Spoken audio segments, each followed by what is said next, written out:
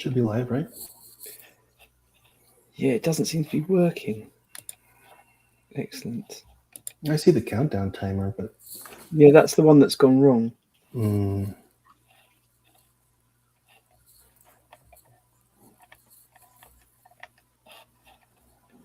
Let me just cancel that one.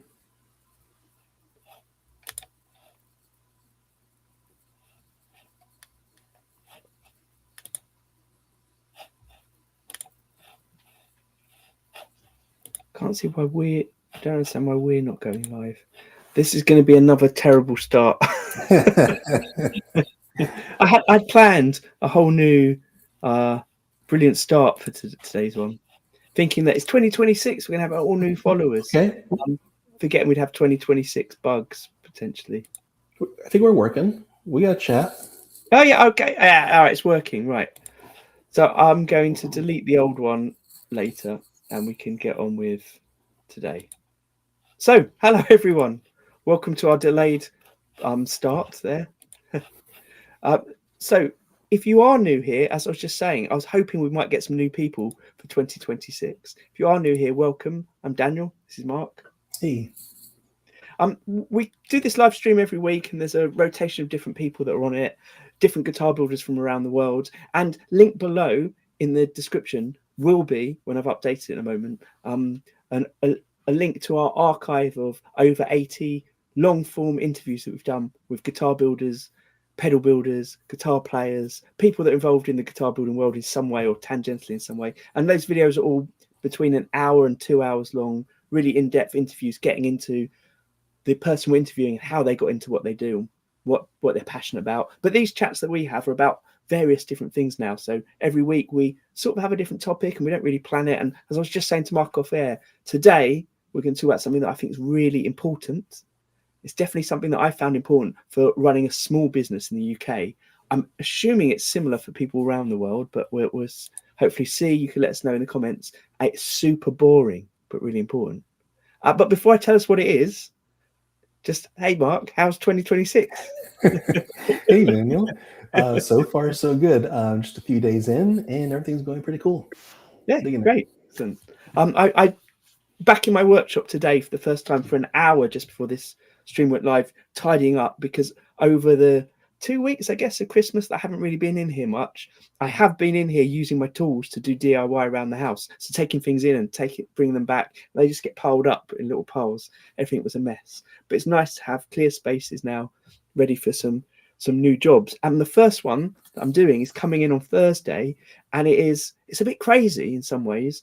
Someone contacted me, and they'd found me. It's the second person in a month that found me to ask me to do a paint job on a guitar by asking Chat GPT who they can get to do a paint job. And so this guy said that a few different people were recommended, and he checked the websites out and knew I was the right one, which is exactly what the other person said. So I don't know. I guess that these are people that are living.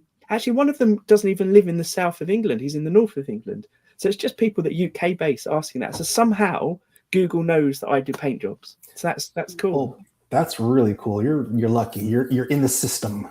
Yeah. So I want to work out what I can do to maximize so that this AI can tell people to come to me, because it's good. It's good knowing that. I've tried a lot of things to advertise. It's quite hard advertising a kind of very niche thing. But obviously that's what the AI is doing. It's looking for niche stuff. Yeah, but there's something else there, because like when you think about an advertisement, right? It's something that's being like projected to you, right? And you don't necessarily trust that, right? But if you're doing a legitimate search, like I am looking for something, and then you get these search results that yield, your name and a couple of others, that feels more legitimate and more genuine, where marketing that's marketed towards you feels really disingenuous. Okay, I'm with you. I wonder how much in the future then AI is going to be marketed, so that when it suggests something to you, it's going to suggest things to you, but some things are going to come above others because they've paid the premium or whatever. Just like when you do a Google search, you have the ones at the top, people that paid for the ads. I think you don't have to do a single thing, Daniel. I think you just have to be you, be genuine, And as the AI scrapes all your content, it will get an idea of who you are and what you deliver, and then deliver that to the right people when they ask for it. Yeah. So ChatGPT's Google based, right? Google connection. I'm not making that up. No. Well, ChatGPT is like Sam Altman's. What is it? OpenAI. All right. So nothing to. Okay, then. Fair enough. Yeah, because I use Google a lot, and then the Google's got little AI connected to it, and then I use the one that comes with Microsoft. So good. I forgot what it's called. Not Cortana. Anyway, whatever. But I don't use Copilot. That's it. But I've used ChatGPT a few times, and I found it really useful. But I don't use it like people do, like that, to get a suggestion of how to do things. No, that's exactly how I use it. Like I don't want to like waste my time looking for things. I just have the AI look for the things for me. So an example would be like I was looking for the exact red aniline dye that Gibson used in 1950. And I'm just like, just do your thing. I don't want to do any internet searches. Find me the closest thing, and boom, it finds it for me. It gives me URLs and links, and I just go to them, and it's done. I like that lifestyle. Right. Yeah. I think there's a couple of things that worry me about it, which is why I don't do that. As a guitar builder, why I don't do that. And one is Ben, who's been on here before from Battle Plan Harmonica, asked it about certain microphones, because he designs clips to fit certain microphones. So I guess he must have been asking it about what the main microphones are that people are buying at the moment. And one came up that he'd not heard of, and he did a bit of research and couldn't find it anywhere. And so he asked very directly, have you made this microphone up? And it said yes. So it made up a microphone to do it. And then again, this is what I'm going to talk about now, is probably over a year old, but watching YouTube videos of people that built pedals based on schematics that the AI had designed for them that don't work. But I guess things change so rapidly that presumably it could solve those problems now. I don't know. Yeah, it's getting better and better, I assume. I've never gotten wrong information. Oh, fair enough. Yeah. I don't think I have as well. I'd always double check my information. One of my friends was saying that the way he uses it, he's a librarian, the way he uses it to check certain things that his so he's a librarian at a university, check certain things that people are researching, is he uses the AI, and it always has links to check, but often those links are outdated. I guess he's looking at research and information that's constantly being updated, and it's just not quite keeping up somehow. That I've experienced, especially when I'm asking, if I'm looking to buy something and it provides me links, it'll provide me links sometimes in the UK. I'm like, hey, I need something local. Give me something in the States, because I'm not going to like order from the UK. And it'll correct, and it'll do the thing. And then I'll find links that lead to nowhere. They're dead links. And then I'll tell it that. I was like, hey, these are dead. Do it again. Do it right. And then it basically is able to like recognize its failures and then give you a better result. It's good you're doing that, feeding it back like that. I guess that's how it works. Hey, look, that's made me realize that this boring thing I want to talk about, maybe I should ask AI to help me with it. That would help resolve a lot of issues. So I've talked about this before, I think. And to sort of backtrack to me as a kid, one reason I got into doing arts and things like that is my dad was an insurance broker, and he told me, whatever I do, never work in an office. And that stuck with me. But he's got no memory of ever saying this. So I think there must have been one occasion he came home from a crap day at work and said that, like off the cuff, just don't work in an office. And that somehow, that little thing, throwaway line, stuck with me forever. But as a result of having an insurance broker dad, he often talks about insurance. And essentially, I've been running a small business. I've been running a small business where I make products that I sell to people. And not only do I sell them to people, I sell them to people in America. So there's lots of layers of concern that he had about this, particularly litigious Americans wanting to sue. And I'll talk about how that affects the UK market in a moment. But there's various other things. So one of the things that I always think about is insuring my instruments when I'm sending them. I also insure when clients send them to me to do work on them, because I have had problems. I don't know how many guitars I've sent before, but I think I've had 3 times I've had to use insurance to cover damaged guitars. You know, we've all seen things getting damaged before. Because you send something and it's going by freight, it's going in a plane, who knows how it's getting there, and it's been going between different handling companies. If I send with a courier in the UK, the courier in the UK doesn't necessarily have a branch in the other country. It works with a partner out there, and you don't know who that's going to be. And I think the worst I'd had was just like a case of clearly been squashed, and the volume pot had been pushed into the guitar, and the wood around it cracked. But some of the guitars have resin on them, and those things could get damaged quite easily when that thing's being squashed. The case of being squashed like that. So I had 3 things, and all of them were easily resolvable. But one of them involved having to ship the guitar back from Europe to here to have it fixed, and then ship it from here back to Europe. And no matter how hard I tried, I couldn't work out how to avoid taxes.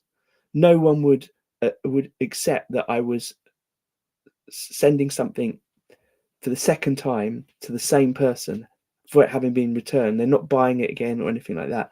So the insurance covered all the extra taxes and things, which was really helpful. But you know, had to do that. And what I do for shipping insurance is I have a policy that I pay. I think it's about £400 a year, and that covers all my shipping to any country that I possibly could ship to. I'm sure there's some exclusions, but I can't imagine anyone buy from those countries. And it covers accidental damage or loss.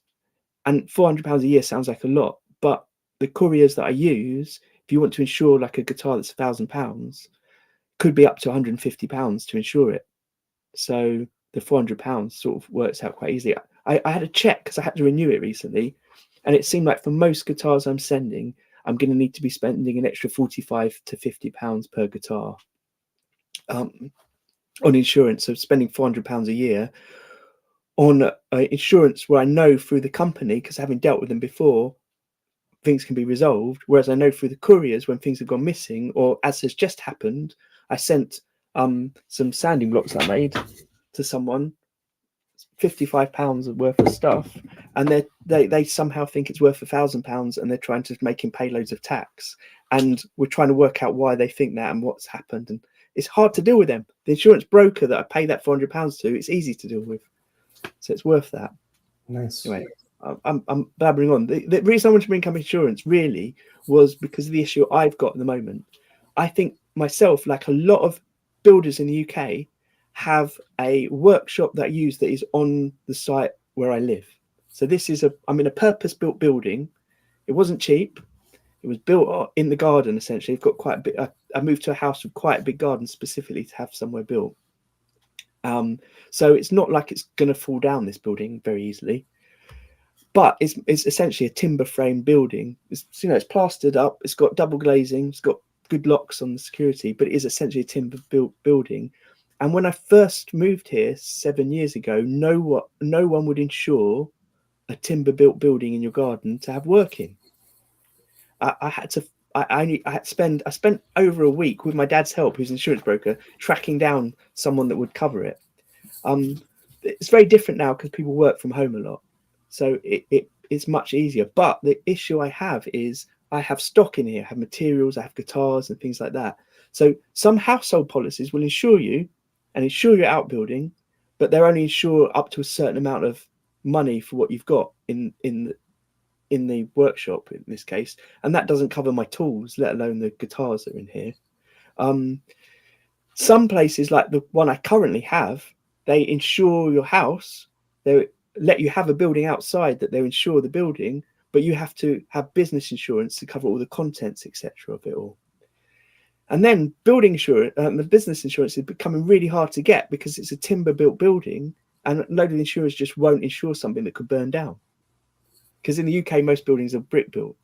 And then some that will cover it won't cover me because I use quite a lot of tools. I spray things. I have stuff that's flammable. Right. And so as soon as you admit the things you've got, which let's say it's my dad's brains infected me here, but let's say I have an accident, something happens in here and I lose everything. If they found out I had flammable materials and a spray booth and I hadn't declared it, they wouldn't cover anything. So I'd be paying out all this insurance for no reason. So I've got to be honest about it. But I've spent over the last 3 weeks quite a lot of time on calls to different insurance companies trying to get insurance for here, and it's really, really hard because everyone will not accept me online. Then you have to have a follow-up phone call. Then you have a chat, and they say, "Oh, we need to talk to the underwriters." And then they go off to the underwriters, and they come back the following day with questions, or they come back 3 or 4 days later with questions, and then they have more questions and more questions. It's just endless. And then I keep getting rejected from people who would insure me. I don't particularly want certain things anymore. Like, I'm not that bothered about product liability. Product liability is quite important if you're selling things, I think. But trying to explain to insurance companies that electric guitars, you don't plug them into the mains. You're not going to electrocute yourself with one. And if you do electrocute yourself with an electric guitar, it's not because of the electric guitar's fault. It's because you're plugging it into an amp that's got something wrong with it, that's sending electricity into your guitar. You shouldn't be having electricity in your guitar. They won't have that, right? But then they keep saying, but let's say, one of them said to me, I don't want to cast aspersions on the quality of your builds, but let's say you've got sharp corners, someone cuts themselves on it. Like, I can't imagine anyone's going to sue me for cutting themselves on a guitar. Wow. The thing is, as soon as you mention North America, the premium or over triples. So I was quoted £2,000 a year for products liability insurance if I'm selling in America from one company. I at the moment, I'm hardly selling any guitars. That's sort of more money than I'm making. Well, not quite, but you know what I mean. It's crazy. So is there an end in sight? Do you see that you? Yeah, I've sort of got an end in sight in that I found somewhere that would do my household insurance with business insurance with very minimal business. So I'll still have a bit of public liability. So should someone come into my workshop, or should I be at a guitar show and someone has a bit of an accident, it will cover that. And the business insurance, the house insurance combined with the business, allows me to store a lot more materials here. So it will cover the cost. If this burnt down, it will cover the cost of that. And it's set up so that it sort of split the contents insurance between the house and between here. So if a problem happens, it sort of all balances out. So that is fine. It's significantly more than my current household insurance, but significantly less than my current business insurance because I'm not covering all the products liability, which I've decided I've spent so much money on it over the years. For what is now becoming a very sideline business, it's not worth spending that much money on it. But again, I've got that mindset of that's what my dad keeps me into, as other people do. So yeah, it's hard to know. I feel like it. But whatever. I'm not going to recklessly feel like I've wasted lots of money. Something terrible could have happened. Who knows? Yeah. But yeah, it's hard because people aren't set up. Insurers aren't set up to insure a one-person business where you're making things using dangerous tools and flammable materials out of expensive materials that you're then going to sell to countries that are spread all over the world. And the truth is, with my guitars, before Brexit, before we left the EU, most of my guitars went to Europe. Since we left the EU, hardly any go to Europe anymore. The ones that go to America stayed about the same sort of percentage, like about a quarter of them. But it is harder getting them to America now because the tax is so high. Someone's bought one and I'm not sending it to him because he can't afford to pay the taxes. So there's going to be a point sometime next year when he's going to be in the UK, so he's just going to collect it then and take it back. Yeah. Anyway, what I'm interested to know is, I don't know if this would even happen, but if anyone's watching who's got any advice, either for me or for anyone else watching that might be interested, just leave a comment. Tell us what do you think insurance is ridiculous anyway? But if you don't, what do you do? Do you insure things? I'm pretty certain most of my friends that have sites in their garden they build from haven't properly cleared it with their insurance company. So should something happen, they won't get a payout. Well, I said it was going to be boring. No, it's not boring. It's just so complicated. It's so complicated. And so ridiculous as well. Yeah. So I was going to say, I think it's so interesting that this whole like timber built versus like not timber built. So I didn't know the houses over there were built mainly in brick. That's really interesting. Yeah, so it's very rare you'd get a building that wasn't brick built, and Wow. Everything here is made out of wood. yeah. Everything. Like everything. Well, I guess potentially what you have access to allow you to build it is one of the Yep. reasons, and the Mhm. sort of weather you have, etc. Like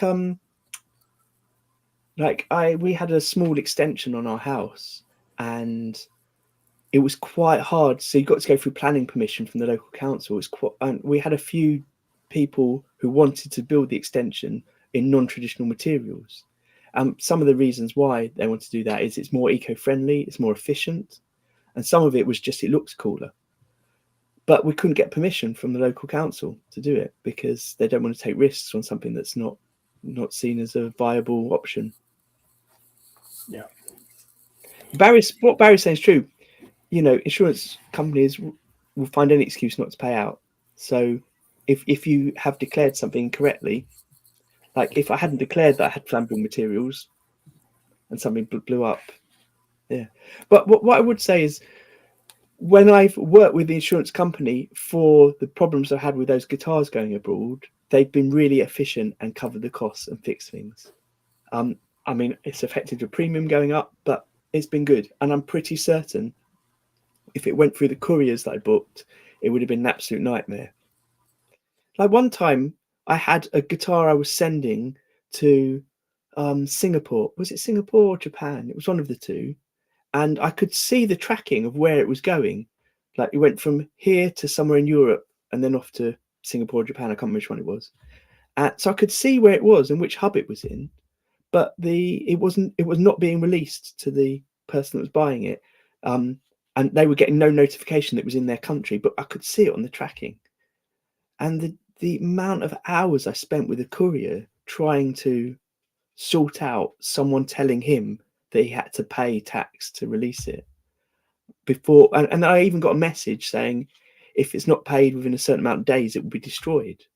It's like we were trying to pay it, but no one in the courier company was willing to talk to the right person or was willing to release the information because he wasn't the person that paid for it to be sent. I'm in the wrong country when I'm trying to sort out releasing it to him. Yeah, absolute nightmare. When it comes to like damages, like when you're shipping abroad or wherever, what's your shipping material like? Like, are there any solutions there to keep the actual guitar from getting damaged? So I use hard cases, but I use the standard, sort of cheaper hard cases, which are either plywood or some sort of chipboard covered in Tolex and plastic corner bits on it, and then padded on the inside with foam. And I put extra padding in and make sure nothing's moving. Around like volume knobs when it's lying flat in the case, I normally put something around it just to protect it a bit more. Um, and that's what I need. My insurance company, by the way, won't cover anything unless it's in a hard case. So it has to be in a hard case. And I guess yeah, you could back it better, but I don't know what happens to the cases to cause the damage, really. Yeah, it's a mystery. Like, it's a hard case. How does a guitar get damaged in there? Like you mentioned that the compression of like the volume knob going down, like that's a lot of weight to get through the chipboard or the plywood and then hit the volume knob. Like they're just Yeah, stacking these things. I mean, and also I don't believe the guitar has much wiggle room inside, especially the way I pack them. So it doesn't make much sense, but Yeah. it happens. Anyway, is that who knows? Is it important? Is it important to do insurance? I will keep doing it, I'm sure. But like I said, I've cut back a lot of it. Well, you're in a unique position because you ship a lot and you ship all over the world. So Well, it makes perfect sense that you I, have I that type of insurance. yeah, I don't ship. Unfortunately, I don't ship a lot anymore. I, as we the decline of boutique guitars, we can Yeah. talk about another time. Oh, But the paint job, yeah. that might be the way forward. Unless you want to talk about, we should get. Do you want to talk about the decline of it now? I've been having this like existential crisis about like what has actual value, like from like a cultural consensus, like what has value. And I've been looking at I've been selling a lot of guitars. Like I have a guitar collection. I've been selling a lot of guitars in my collection in the last few months because I'm not seeing the value there. And I look at boutique guitars, and I think it's just highly subjective. Like most boutique guitars are valuable to one person, right? And what for me, it's like I'm looking for the guitars that have a cultural value or a collective consensus value, right? And that's usually vintage guitars, because we can all agree that like a pre-CBS Fender is a valuable guitar. We can all agree that a Golden Age era Gibson is a valuable guitar. But boutique guitars are very, very subjective, and it's literally just basically merely, a handful of people that actually give those guitars value. Anyway, yeah. Again, I'm all over this topic in my head, and I don't know how to articulate it really, but like I'm feeling it. Like there's something definitely happening. There's a shift for sure in how I see value. So I need to ask you then, what? So why are you selling them? It's because you don't see that those ones that you've got have a value. Well, a Financial value. number of things. I have too many. I don't play them, and I want to like take that money and then put it somewhere where I can like purchase something that I do believe has value. Right.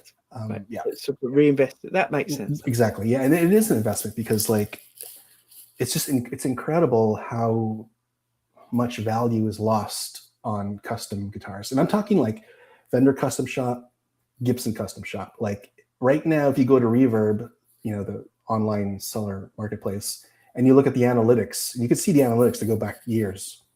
It's crazy. Like these guitars literally drop in value by like $2,000, $3,000. These are like custom shop guitars, right? That's crazy, isn't it? Yes, it's nuts. Like they don't retain their value.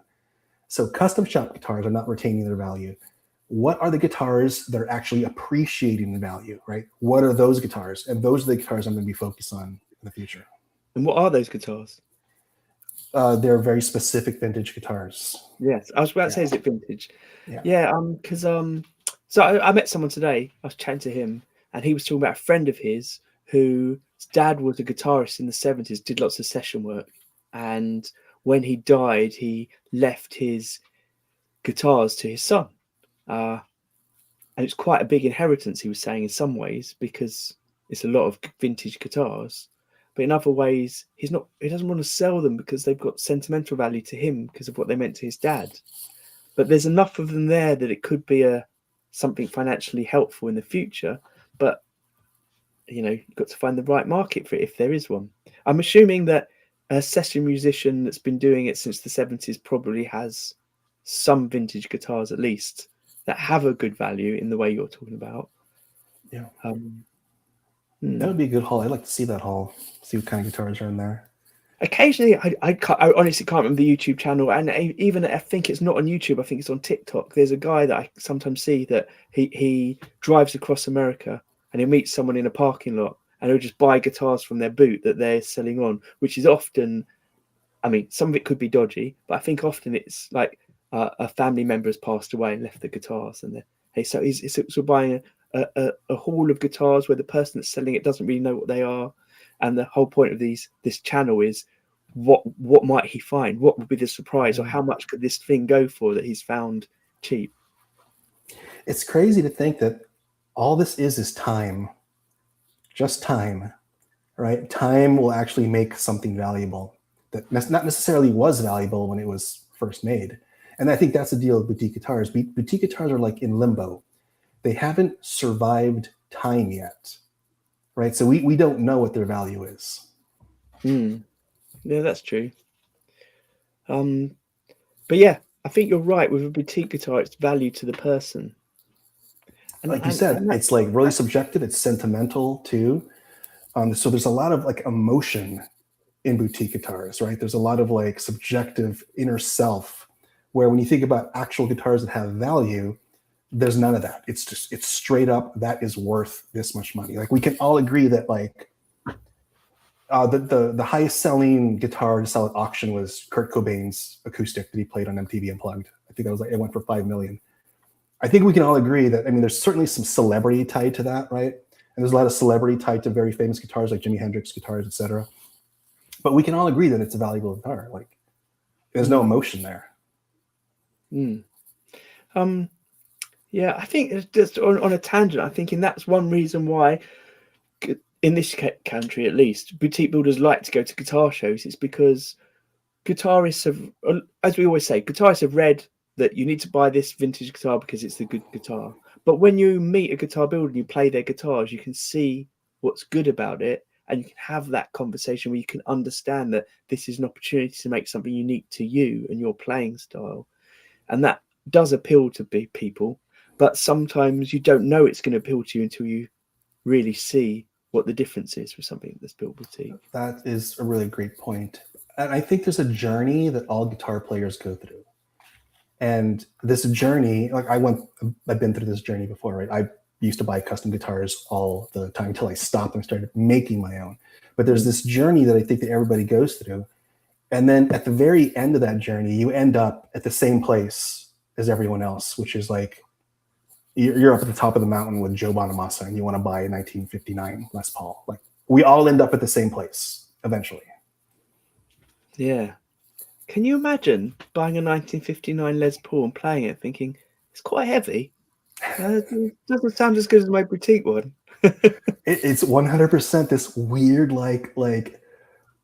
yeah, you're holding like two different thoughts at the same time. It's like, but it's also, remember, Daniel, that the guitars built in 1959 were using woods, timber, right? That was probably milled in 1920 or 1910. These are like old growth woods that you cannot get anymore, right? So there's something magical about those guitars.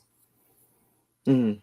Yeah, it's the same magic. We think about the Stradivarius, right? And like we all know that like the maker of these violins used very specific wood during the end of the last ice age, and the grain was really tight. Like it's all about the wood that you can't get anymore. I'm pretty sure it was Eddie from Electric Lady Guitars Devon who I saw doing this. He was just using old antique furniture to make the wood from. Smart. And that wood could be similar period. Yes. I mean, he also uses trees he's cut down himself, so you can know exactly where it came from.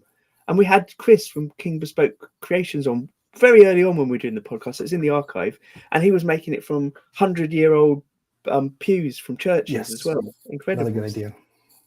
Hey, look, back to the chat, because some people mentioned some things that we should about. Barry asked, is my shipping charged by weight?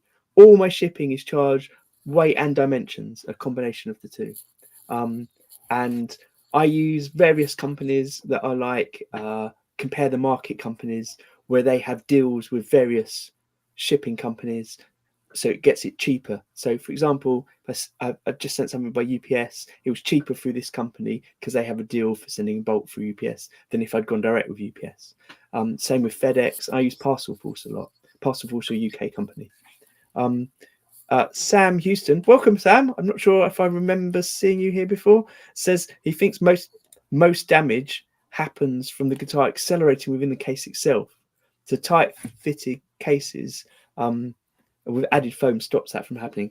I'm 100% sure you're right that things wobble in the guitar. So I always pack a bit of extra around it. Try not to overpack so that when it's shut, it's not squashing and putting pressure on the neck or anything like that. But I definitely try and make sure nothing wobbles around. And with a lot of my guitars, because they're such weird shapes, the foam on the inside, even though I buy like stock cases, end up having to cut the foam on the inside or add new foam to fit the weird shapes. I made a video about that ages ago and it was so boring I didn't bother putting it out. I just realized it was yeah, maybe I could edit it as a short and it'll be fun, but yeah, I don't know. Oh, someone's just said Chris has stopped all his socials. That's a shame. Oh, King Do you know what? Yeah, that's true. I haven't, because he's in one of the WhatsApp groups that I sometimes chat in. I haven't heard from him for a while. That's a good point. Might spur me on to contact him, check he's okay. I'm just going through. There's a few more.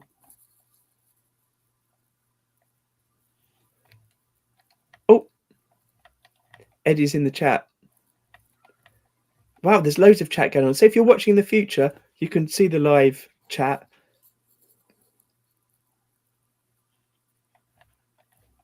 And it's very boring if I just sit here reading it all. But I will go back myself to read it because there's quite a lot in there about Yeah, a vintage lot. guitars, about what Wow. makes value. Yeah. Oh, Eddie said it's his Repurpose series, Reaper system series, Reaper series. I can't say that. Hey, look, we were chatting off air or in text about the timing of this show. So Scott from Bonehead Guitars used to come on quite regularly, but it's proving quite hard for him. So we're talking about moving it to a different day. So we might do it on Friday nights, because if we do it Friday nights, the same time as we're doing now, 10 p.m. for me in the UK, 4 p.m. for Mark on Fridays, Scott might be able to join us. The people in Australia have all said that they cannot join us at all with the current time zones, because with the way the daylight savings, etc., has changed, we've all gone 1 hour one way, they've gone 1 hour the other way, so we're now 2 hours further apart than we used to be, and then it used to be hard. So hopefully when the summer comes and we move closer together, they might be able to join us, because it'd be early in their mornings on Fridays, so it might work. Yeah, those are always great conversations with those guys. Yeah, it's a shame not to have them on, but they're all around. So Corey, still you can see him over on Instagram and Facebook, and putting up some great images of some new guitars he's working on. And also other things that aren't guitars, like these I don't know what they are. The weird, the one he made for the guy Wes Borland, or the Wes Borland style guitars. He didn't make one for him, Right. or did he make one for him? My memory's gone. Was it a 4-string or a 5-string something? Five, wasn't it? Okay. And then he makes ukuleles. He made ukulele for the guy from Alien Ant Farm, and that's kind of took off. So he's doing a few of those as well.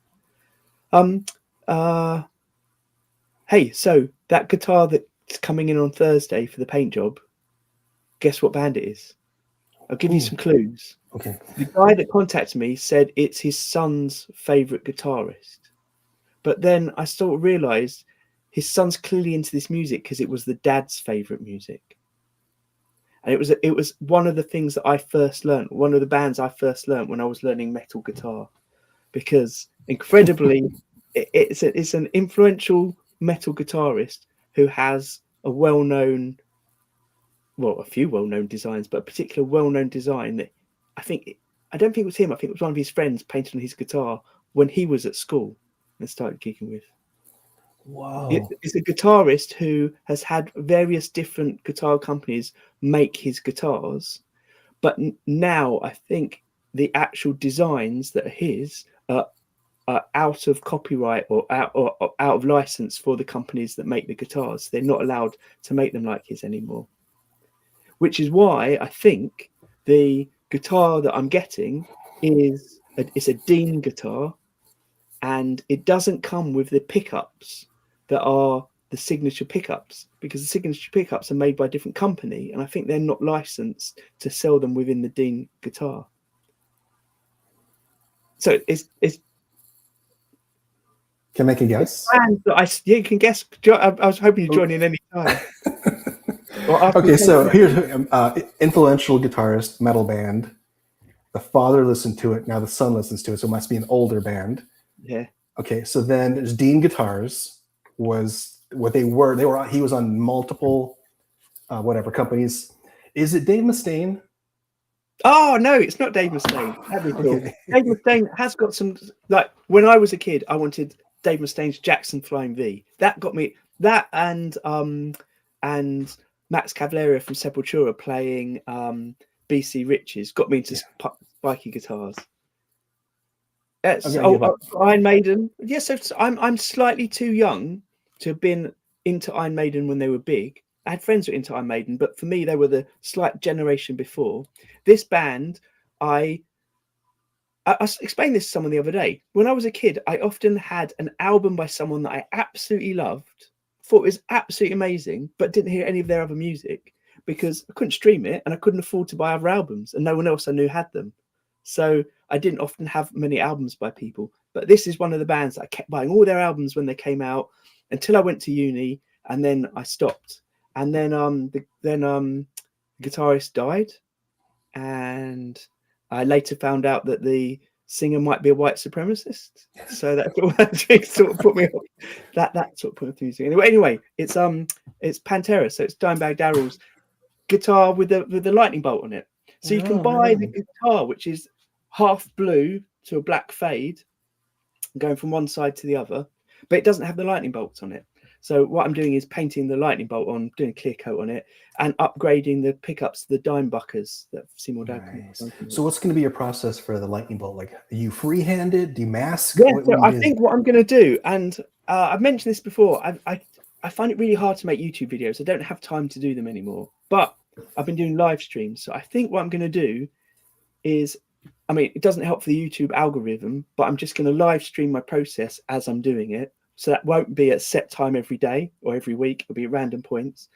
And there's going to be certain stages that I'm going to film. And then maybe I'll edit it into a proper video, because I think it's quite interesting, this process. And it's a process that I first saw, what's his name? Jim Cara from Cara Guitars do when he was doing a copy of a Relic guitar. And it's not exactly the same what I'm doing, but he had a projector projecting an image of the original guitar down onto the guitar he was working on, so you could copy it. So cool. But so I don't have that set up here. But what I am going to do is take the original image and blow it up and print it out at life size, literally put it on the guitar and transfer it. And the way so first of all, I need to sand the surface a bit so it can take the paint. And the way I transfer is, do you know what carbon paper is? Yeah. For people that don't know who carbon paper is, but I'm assuming most people will, it was invented for typewriters. So you put it between two bits of paper, and when you type, the typewriter was hitting the top paper. It's put enough pressure so that the sandwich bit, the carbon paper, which on one side is loaded with carbon or whatever the ink kind of thing is, prints it through. I just lay that on the guitar, I draw on, and it marks onto the guitar. And because the guitar surface isn't shiny anymore, you can see it. Then I'm just going to Posca pen it, airbrush the kind of fades around the edge, then go over probably with a Posca again to get detailed. I used to use a paintbrush, but it's much easier with a Posca pen. And the airbrush is good for the sort of the fuzzy areas, but not so feathering, good. Yeah, I don't like it for the fine areas as much, although lots of people do. And then clear coat it. But the problem is I'm just doing it on the top surface. I'm not clear coating the entire body. So there's a slight issue around where the edges are that I've got to deal with. But, you know, I needed to keep the price down for him, because respraying a whole guitar, when essentially it's all it's missing is the lightning bolts. So yeah, it should be quite a fun process. And it's given me an excuse to listen to a bit of Pantera again. And I'll be playing it. I'll be definitely playing this before it gets picked up again. So I dug out one of my first tab books was a mix of a Vulgar Display of Power and Cowboys from Hell tracks put together. It was so much fun to play. But like a lot of things, I only really ever learned the rhythms. I never learned a lot of I learned the lead riffs and stuff, but I never learned the solos. I used to find it really hard to understand the solo tabs. I don't know why, because it's the same as reading the tab for anything else. I think it was just the speed of it all didn't seem to make sense, because I'd never seen anyone physically playing some of these things. So I couldn't understand how you could really play that fast. Yeah, same here. Like for solos in particular, tabs are really strange because of that speed. There's so much, like, there's so many notes and you're playing them like really slow, it doesn't make sense. Like you got to play them fast. That's cool. Pantera. That's really awesome. I was never into Pantera. I think I skipped that. Like what years were that when Pantera, like Vulgar Display of Power and Cowboys from Hell, like that's the 90s, right? Yeah, I haven't got the tab book in here. I think it's in my bedroom next to my bed, but looking over it, it's got this amazing photo, which is from the back of one of the albums, where the whole band stand around. They've all got exactly the same facial expression, which they've obviously been told is the metal expression, where you look slightly pissed off, slightly arrogant, and slightly like you're looking patronizing. I guess that's what it is. But yeah, so I think it would have been something like 94 or 95, because I remember their Far Beyond Driven album, which I think is their third album, coming out when I was doing my A levels. So that would have been like 96 or 97 maybe. Yeah, but I might be wrong. I might be remembering wrong. Yeah, and then they had some side bands and stuff that were all brilliant. I loved it. Loved the Phil Anselmo vocals, just so iconic. The guitars, the bass, everything about it is brilliant. It's just like a few other bands, I find it hard to listen to for political reasons now. Yeah. Okay. Being that I was also really into Machine Head, and Rob Flynn from Machine Head, it must have been 6 or 7 years ago now, had a very scathing video that he put out talking about Phil Anselmo, what he was really like as a person. And who knows who to believe, but it felt like that was enough to not want to listen anymore.